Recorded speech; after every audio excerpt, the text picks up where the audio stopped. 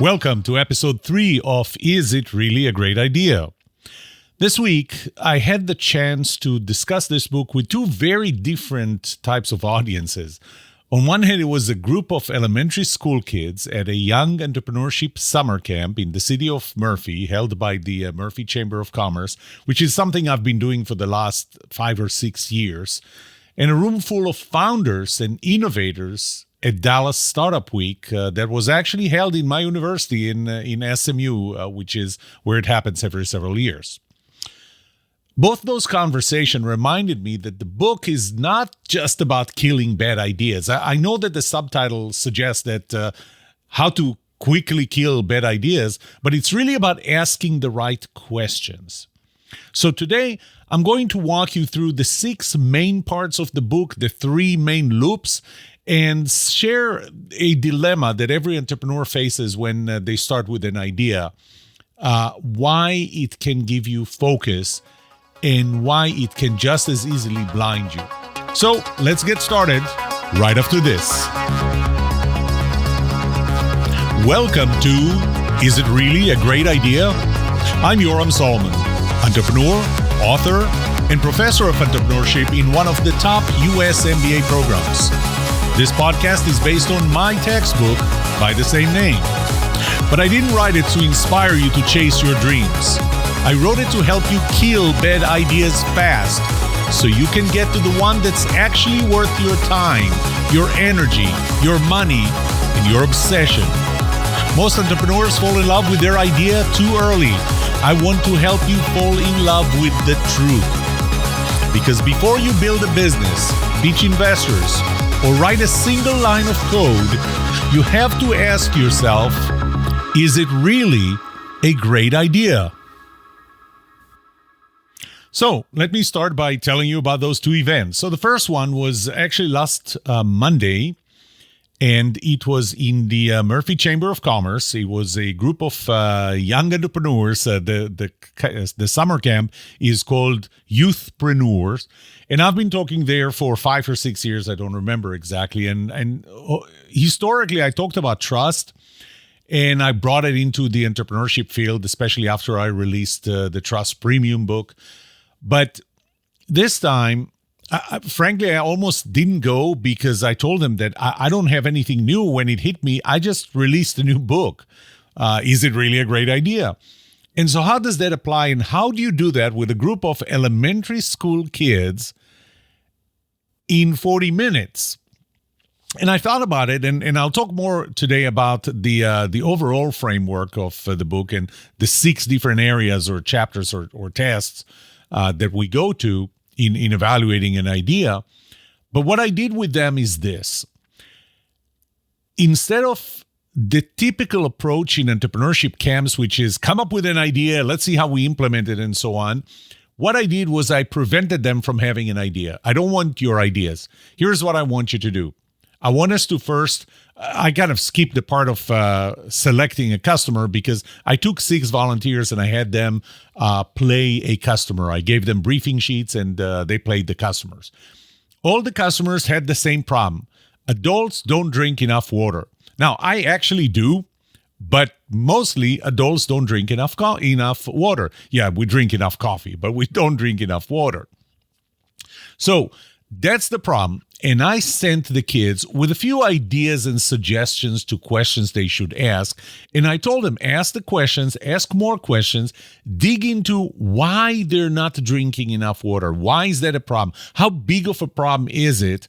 And just try and get outside of just a scripted list of questions and really listen to the answers, watch body language, and then ask more questions until you figure out what the issue really is. And I told them about asking why 5 times, why is that? And why are you not doing that? And so on. Then they came back. And when they came back, I asked them to spend 10 minutes and come up with an idea that solves the problem.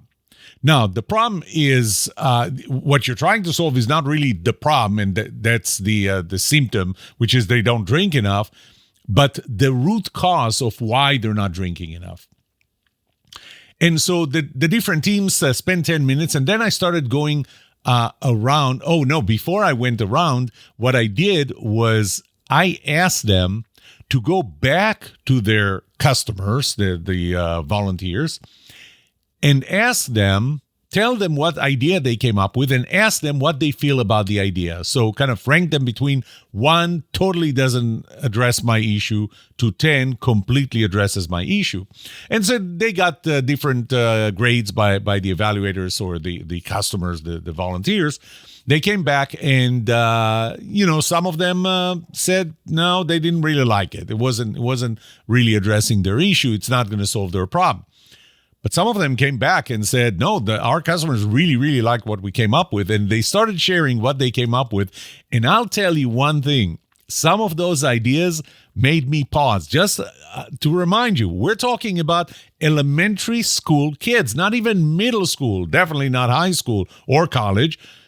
Elementary school kids, they came up with a few ideas. I mean, one of the ideas I just have to share with you is we're going to develop this little cap that replaces the regular cap in the bottle. And it actually has some electronics built into it, which, we can do that. If we can do an air tag, we can put enough electronics in a cap. That cap continuously communicates with your computer, with your phone, and reminds you that you haven't drank enough. You need to drink. Don't forget to drink. And it's just this little nudge that can push them over the wall and have them drink enough. There was a point where I thought, man, I need to stop this camp and start building companies, because elementary school kids came up with great ideas. And it really reinforced something that I was thinking about, which I'll talk about later today. And that's that when you start with the idea, you fall in love with it. But when you start with who is the customer, finding a problem that they have or a pleasure that you want to give them, then coming up with an idea, you don't get as latched onto the idea as you do with when you start with the idea. And one of the things that my students always remember me saying, always fall in love with the problem, not with your solution, not with your idea. The problem that you're trying to solve. Because if you fall in love with the idea, you're just going to force it then to get validation, as opposed to if you fall in love with the problem, then you are much more willing to give up on the idea. So that was the summer camp, the Youthpreneur summer camp in Murphy. And a day later, Tuesday morning, I was speaking at Dallas Startup Week, which every few years is hosted at SMU, and it was hosted in SMU this time. And they actually, out of 3 slots that SMU had, they asked me to be in one. And Emily Choi, the director of our Caruth Institute of Entrepreneurship at SMU, was interviewing me really about the book. She was holding a copy of the book and an audience of about 50 entrepreneurs that were listening. And throughout that conversation, one of the things that I realized is that once again, I keep talking about killing ideas as quickly as possible, but that might actually not be the strength of the book and the framework. The strength of the book and the framework is, on one hand, it's the ARC framework, which is at any point in time, you have to ask yourself, do I advance, do I refine, or do I kill the idea? And if I advance, it means that it met the criteria for being good enough, one specific test out of probably 100 in the book. But then if I don't meet the criteria to say, let's advance, then I have 2 options. If there is no way to reach the criteria, then you kill. So, for example, I gave an example in Startup Week. I said, you decided that your clients are in Myanmar. You're here in Texas. It's hard to get access to them. And some of the questions are, how easy is it for you to get access? Is there a language barrier and so on, or a cultural barrier? So how easy it is to get to them. And, it's going to be hard unless you decide that you're going to move on to Myanmar to learn their culture and really observe firsthand, in place, in situ. if you can't do that, then you're never going to reach the criteria for advancing with your customer selection. But there's the middle part, and that's the refine. So let's say if we score it and we say that anything below, let's say that the score is 1 to 10 in meeting a certain criterion. Let's say that less than 5, kill it. More than 7, advance. What happens between 5 and 7? That's the refine stage. So you are getting there. You're not there yet. And I think that's one of the strengths in the book. And that is, what did I have in text under the what do you do if you refine, if you need to refine, how do you refine it? So what is it that you need to do? So just in the example that I gave, it's not the customers are in Myanmar, you don't know them and so on, but is there anything you can do about it? And the answer obviously would be you have to move there. Now, you may say that moving there is not feasible. Well, if moving there is not feasible, kill the idea. Don't pursue an idea that relies on having customers that you cannot reach because they're in Myanmar and you're in Texas. So I think that kind of as Emily was asking me questions, I think we both reached a realization that the strength of this framework that I'm covering in the book and the workbook is not in how quickly you kill, but in how you ask the right questions and what do you do with the answer. So I'll leave it at that, and then I'll go to talk about the overall framework of the book.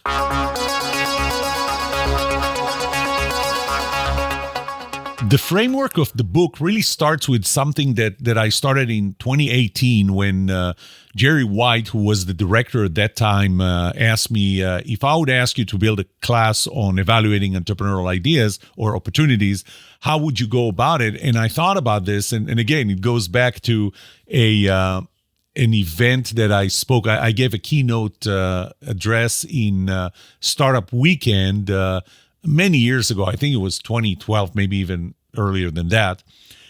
And I came up with, here are the 6 components that make a successful business, that really make a great idea. And I put it as a pyramid. In the bottom layer, the foundation layer, you have to have a unique product. And when I say product, that includes service, business model, process. But you have, generally, I will just call it, or collectively, I'll call it product. You have to have a unique product that offers a unique value to a unique set of customers. That's number one. If your customers are not unique, then who are you addressing? Their pain is not unique. What pain are you addressing? If it doesn't offer unique value compared to what they're using today, then why would anybody buy from you? So the product has to be unique. So layer number 1, unique product offering unique value to a unique set of customers. Second layer is you have to maintain a sustainable competitive advantage. You developed it, you released it. How do we prevent somebody else from jumping in and taking the market away from you? And on top of that, a profitable business model. So how do we make money? Now, I'm not going to go deeper into that because in the next episodes, I'll go and analyze each one of those separately. I'll talk more about each one of them separately. So first of all, I really describe it as a process. And I call it the 3-loop process. And one of my favorite quotes comes from W. Edward Deming, who is considered the father of the quality movement, at least in the US. Here's what he said: if you can't describe what you're doing as a process, you don't know what you're doing. So I like to start with the process. And you know what? Most founders, startup founders, they just think of themselves as creative, agile, disruptive.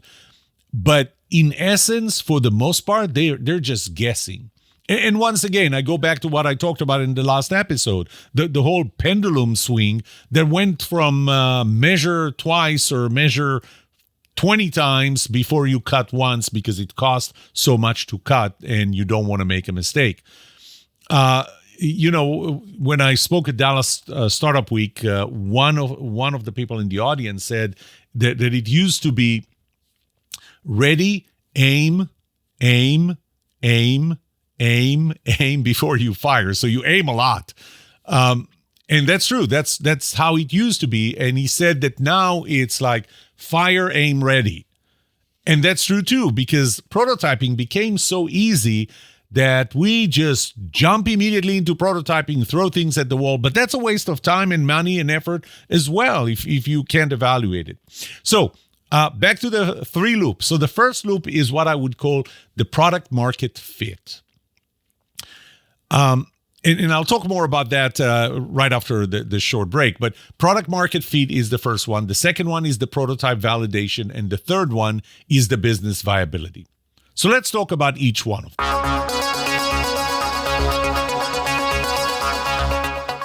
The first one is the market fit, the product market fit loop. Okay, it has 3 major tests. It's the customer test, that's test number 1. It's the pain or gain test, that's test number 2, or 2A or 2B. 2A is the pain and 2B is the gain. And by the way, these numbers are not only the test numbers, they're also the appropriate chapter numbers in the book. So chapter 2A is the pain, chapter 2B is the gain, and also the appropriate sections in the workbook. So section 2A is pain, section 2B is gain. And just again, to remind you, these are not complementary, pain and gain, but I look at them as, the same question of, are you building a painkiller, a vitamin, or candy, where painkiller addresses a pain that you have, you feel, you know, and it is intense. Vitamin is doing something to prevent something from happening in the future, pain from happening in the future. Candy does not address pain. It might cause pain. And the funny thing was that the person who sponsored my youthpreneurship session actually had a dentist office. Well, he was a dentist. So candy can create pain, but really, you're taking candy because you want pleasure, you want gain. So first test is customer, the second one is pain or gain, and the third one is the value compared to the best current alternative. So the value of your product compares to the best current alternative, or what the customers are using right now to stop that pain or to gain that pleasure. Now, each one of those tests could be an entry point. The most common entry point is the idea. And that's why we fall in love with it, because that's the first thing that we come up with. I have an idea. Now the question is, who will care about it? Who's the right customer? And what will it help them achieve or overcome? Okay, that's when I start with an idea. So this is it sounds like a solution looking for a problem. And it really is. And you know what? That's a valid approach, a solution looking for a problem.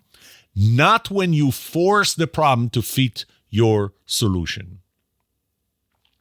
Okay, another entry point could be the customer.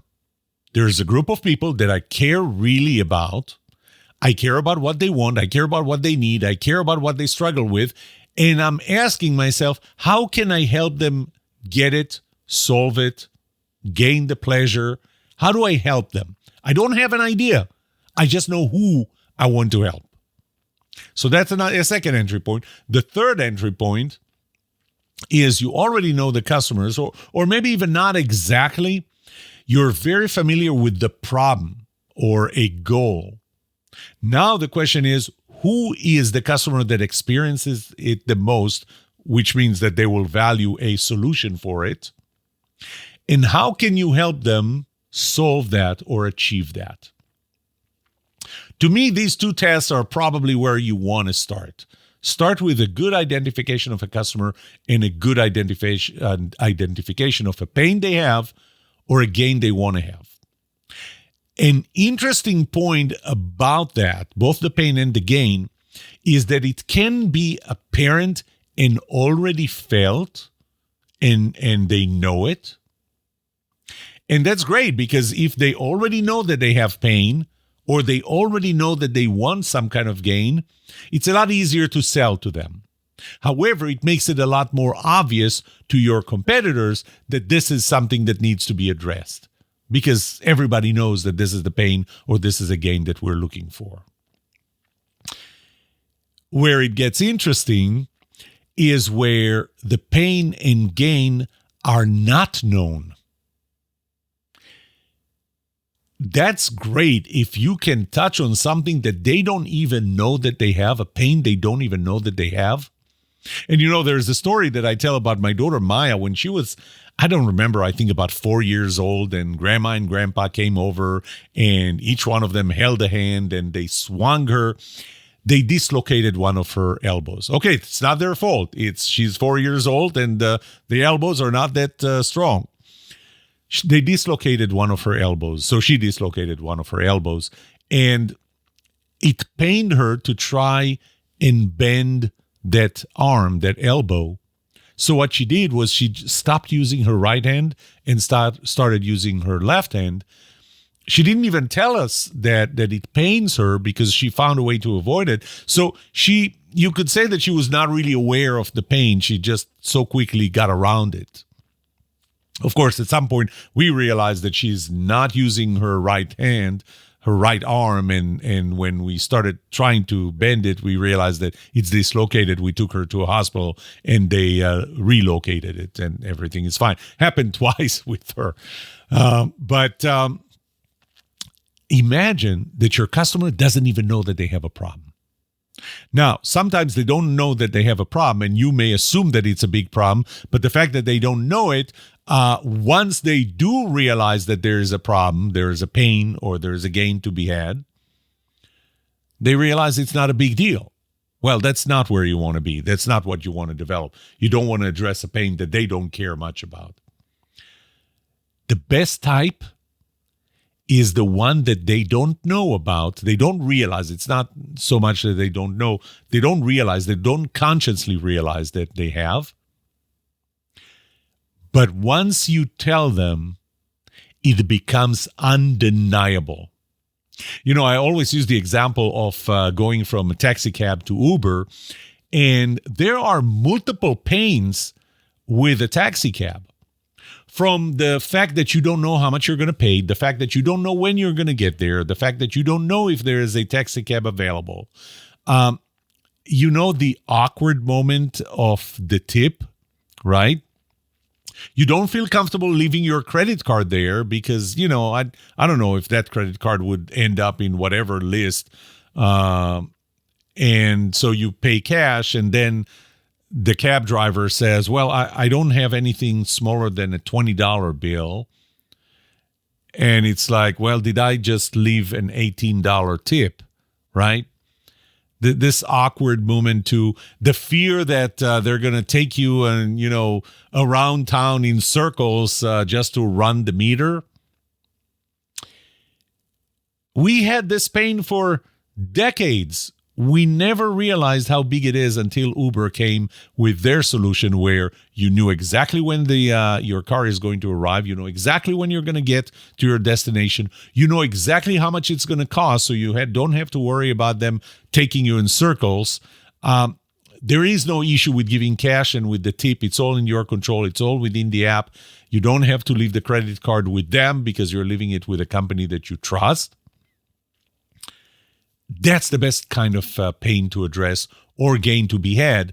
The one that they are not aware of consciously, but is undeniable once you tell them about it.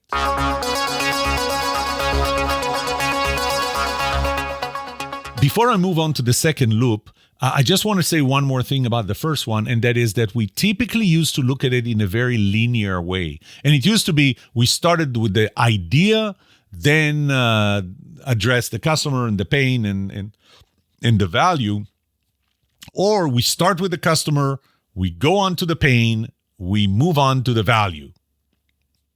Very linear, where those three are actually very interrelated. So the analysis has to be interrelated. And I'll talk more about that when I talk about those tests in a later episode.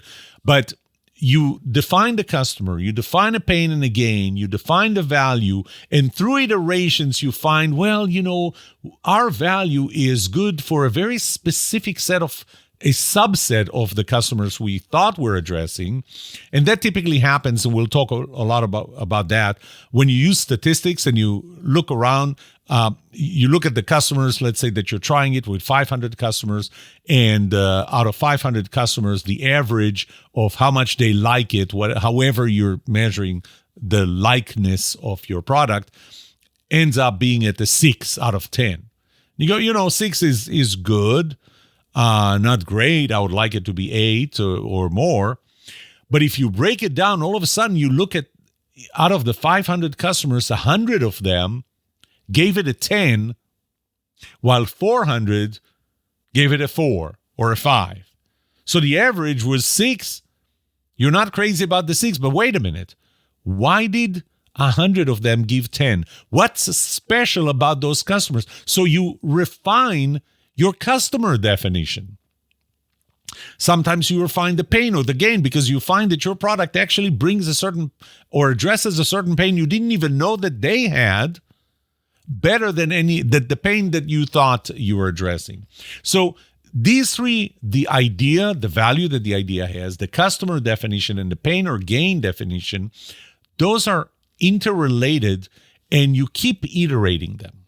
Okay, enough about the first loop. I promise to talk about the second loop now, and the second loop is the prototype validation.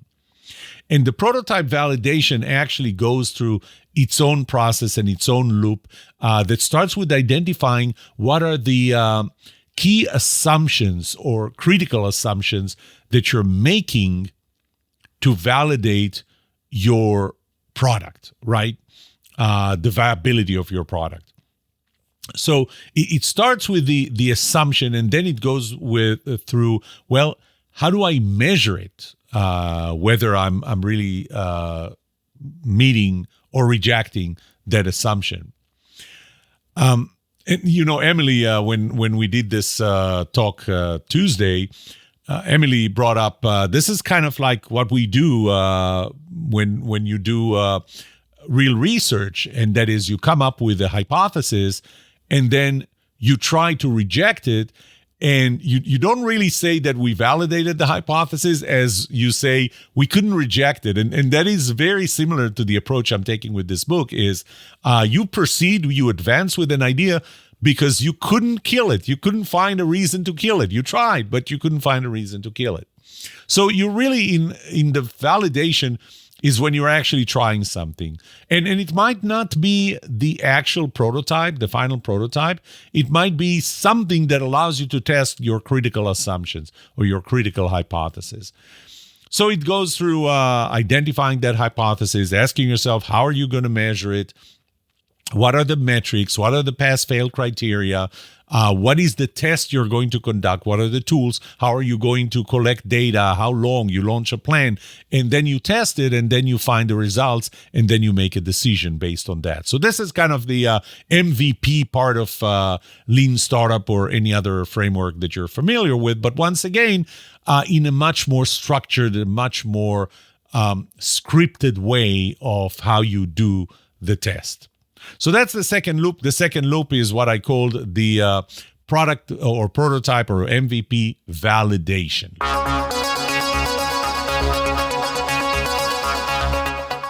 The third loop is what I call the business viability loop. And it's not really a loop. It has two tests, test 5 and 6. 5 is, does it have sustainable competitive advantage? Or in other words, will you be able to defend it? And the other is the profitable business model. Can I create a profitable business model that would make a profit? And it's actually not just for me, but it's also for others in the value chain. So these are the two components of the third loop, the business viability loop. They're separate, but they're part of whether your idea is a good idea or not, because you do need to validate that. If you can't defend your idea, it's not a good idea. You have to be able to defend it. If you can't make a profit and in the process incentivize everyone in the value chain to support your idea, to want to get it through the value chain, then it's not a good idea. So those are two more tests that you need to include when you go on to evaluate your idea.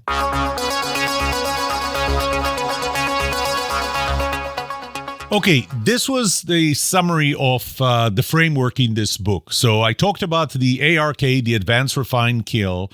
I talked about the 6 different tests in the 3 loops, the product market fit loop that includes the customer test, the pain or gain test, and the value test of your idea. The second loop that has the validation, the prototype or MVP validation, and how you go through that. And the third loop, which is the business viability loop, where we go through the sustainable competitive analysis, sustainable competitive advantage analysis of whether you can defend it or not, and profitability analysis or the profitability test, where you can make money. Can you make money, and can people in the value chain be incentivized enough? So these are the different tests. In the next episode, I'm going to start digging deeper into them. I'll start with the customer. And just to summarize, before you put in your time, your money, your energy into building something, stop and ask the questions that matter. Because loving your idea isn't enough. The market has to love it too. And before you take that next step, you have to ask yourself, is it really a great idea? What do you want to know about evaluating ideas, testing them, and figuring out if they're worth building? I'd love to hear from you. Email me at yoram@isitreallyagreatidea.com. If you found this episode helpful, subscribe, rate the show, and leave a review. That's how others find it, and how more bad ideas die before they waste your time.